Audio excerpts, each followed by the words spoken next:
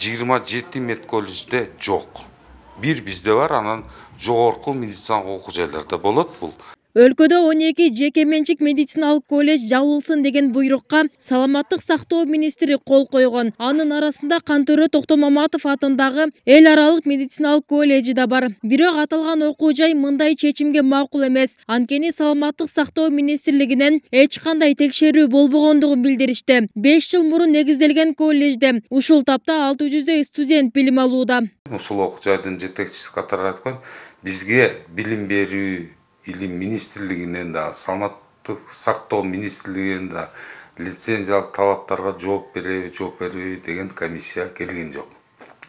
А себеп бул буйрукта бир пункт менен айтып атат, ошо комиссиянын жыйынтыгы боюнча атат. Бул бир дал. Действительно ошол жагдайлар чыгып калса, жабылса мен макулмун.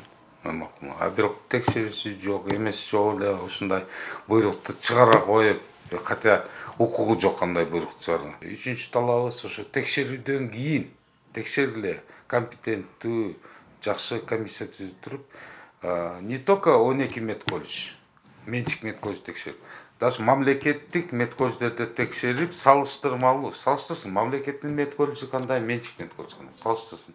Анан көрсүн, өзү ошо комиссия келип көрсүн, каерде шарттар жакшы, каерде материалдык техникалык база жакшы. Анан кийин эси жок болсо, эме эч кандай талаптарга жооп бересек, мен макулмун. А так мен макул эмесмин. Жабыла тейлген окуу жайлардын директорлору өткөн аптада билим берүү министрлигине чогулуп, Саламаттык сактоо министрлигинен наразычылыктарын айтышкан. Ал эми билим берүү министрлиги бул жаатта мыйзам чегинде иш алып бараарын билдиришти. Окуу жайлар лицензиянын негизинде иштеп жаткандыктан аны жаап салуу оңойго турбайт. Ал үчүн атайын жол жобо белгиленип, берилген лицензия соттун чечими менен гана жокко чыгаарын кошумчалаган. Саламаттык сактоо министрлиги жүргүзүп жаткан реформага түрдүү ой пикирлер бар. Министр Алымкадыр Бейшеналиев боюнча да коомчулукта кайчы пикирлер басымдуу. Көп талкууда болуп келе жаткан министр Бейшеналиев боюнча президент Садыр Жапаровго да суроо узатылып, өз пикирин билдирди. Алымкадыр Бейшеналиев сөзгө чоркок министр, бирок иштин көзүн билген жетекчи. Ошол үчүн этика жактан кемчиликтери болсо да көз жумуп келебиз. Жасаган иши эл үчүн болуп жатса болду.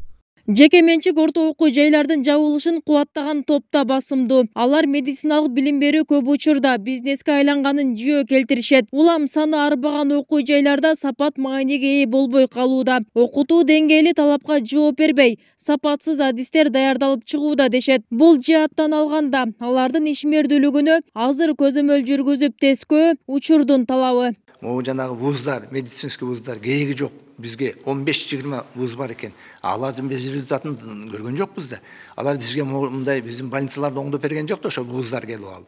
Индустар, пакистандыктар окуп кетет экен, башка жактарга акча төлөп. Эми таксисттерге төлөйт, ашканага төлөйт экен, ал деле пайда. Бирок биздин медицинанын пайдасы жок экен. Ошон үчүн Алымкадыр Бейшеналиев ушул нерсени абдан жакшы жасап атат.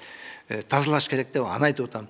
Кыргызстанда ушул тапта 23 жогорку окуу жай медициналык багыттарда адистерди даярдап жатат. Окуу жайлар иштөөгө лицензия алыш үчүн Саламаттык сактоо министрлигинен клиникалык базасы боюнча номер 6 форма алышы керек. Ал эми лицензиянын өзү билим берүү министрлиги тарабынан берилет. Бүбүсара Орозалиева, Шеразат Эгембердиев, 7 канал, Жалал Абад.